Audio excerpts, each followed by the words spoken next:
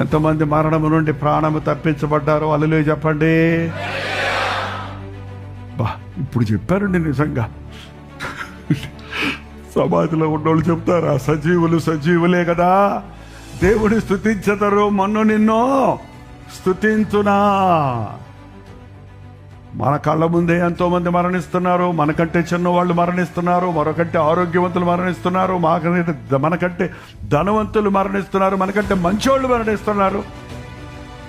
కానీ దేవుడు ఎందుకో మరణం నుండి తప్పించాడు. ఎందుకు చూసారా? ఆయన కొరకు బ్రతకడానికే. మరణము తప్పించుట యెహోవా వశము. ఎందుకు తప్పిస్తున్నాడు? నీకింకా దేవుని కొరకు, దేవునికి పని ఉంది నీకు ఈ లోకంలో.